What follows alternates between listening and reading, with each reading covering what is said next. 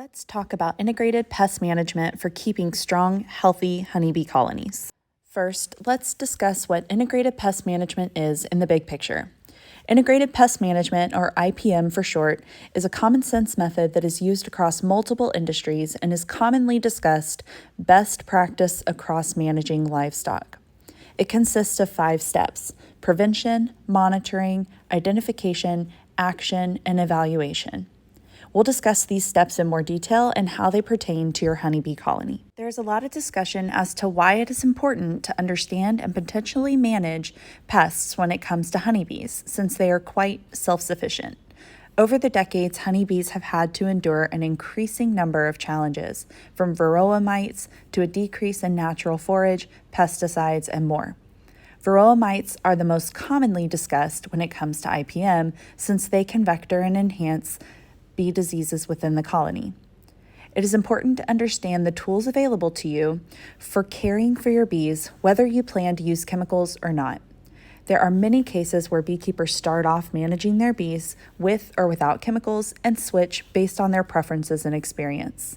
Understanding the IPM pyramid and how to utilize each step better to better manage bees and allow you the best chance at keeping healthy, low-stress bees is the goal of this discussion. Now let's dive into this IPM pyramid. The pyramid starts at the bottom with cultural and prevention techniques and increases in toxicity as it goes through mechanical, biological, and chemical interventions. For better reference, we'll discuss where certain techniques and treatments are on this pyramid. Examples of cultural management would be placing honeybee hives in direct sunlight. Honeybees can handle the direct sun better than small hive beetles, and this can preventatively reduce the number of small hive beetle larvae and adults your hive has to deal with. Another example is the selection of mite-resistant or hygienic stock of honeybees. Since varroa is such a threat to honeybee health, this is a common focus for most queen breeders who are seeking to increase the survivability and productivity of their stock every year. Examples of mechanical control methods would be smushing hive beetles as you inspect your hive, or trapping small hive beetles within the hive with beetle traps. The use of screened bottom boards to separate fallen varroa from bees is also a mechanical treatment. Or pulling and freezing drone comb to cull varroa in the cells. As we move up the pyramid, we get into the section where instead of moving things around, we may introduce something to the hive. Examples of biological controls are less common at the moment, but include the use of nematodes to control small hive beetles, or another example, although questionably practical option, is to spray the short-lived Bacillus thuringiensis on wax comb for storage to prevent wax moth damage. Lastly, the chemical treatment section of IPM, which includes treatments for varroa as well as antibiotics for infection.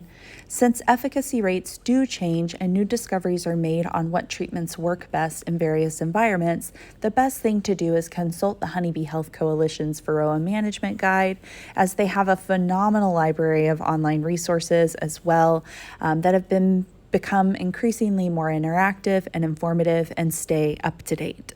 Honeybees are an increasingly studied insect, and treatments and techniques may change as new discoveries are made, so it's important to stay tuned to the knowledgeable scientists and biologists as they make new discoveries that help us better manage our bees. Since monitoring is a key part of IPM, we'll discuss how to test and monitor your bees for mites. There are 2 popular methods, using powdered sugar to test mites and alcohol. In higher humidity environments, alcohol seems to be a much better option to ensure accurate mite counts, as the powdered sugar sticks together in humidity.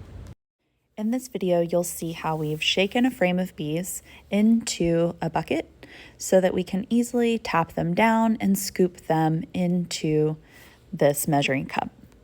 You'll use a 1/2 cup measuring cup to scoop approximately 300 adult bees from the brood nest combs into a testing device. You can use a jar with a hardware screen on top, or you can purchase a testing device specific for testing mites. We will actually show videos of both of these items. Once you've placed the sample in your powdered sugar or alcohol jar, you will shake them up. You will put the hardware cloth on top, and then you'll be able to shake all of the alcohol and the bees. You want to keep shaking the bees because what you're trying to do is loosen all of the mites that were on those bees and allow them to fall into your bucket. Using a white bucket allows the mites to be very easy to see. Now here's the same method using an Easy Check mite kit, which is available at most bee supply stores. Since you're familiar with the method now, I will take a minute to make sure that you understand that as you're pulling the frames, you do need to be looking for the queen. Make sure that you do not toss her into your alcohol wash because, well, that's an expensive mistake. But you'll check your frame thoroughly prior to making sure that your young bees are put into the alcohol test. You'll use these testing methods to determine if your hive has an issue and whether or not you'd like to treat it, as well as once you've used a treatment to test the efficacy of that treatment within your hive. There have been situations where people have treated hives and then the mite count was not reduced to the label standard, maybe by user error or whatever, but you do need to make sure that your treatment was actually effective rather than just assuming. Using young bees does allow for you to more easily scoop the bees that are resting at the bottom of the bucket. It's worth noting that with the Easy Mite Check, you don't need an extra bucket. You can actually see the mites as they've separated through the grate at the bottom of the container. Testing for mites is a super helpful tool for you to have in your pocket as a beekeeper. Since IPM never stops, it is important that you continue to learn and hone these skills. We hope you've enjoyed learning with us. Until next time.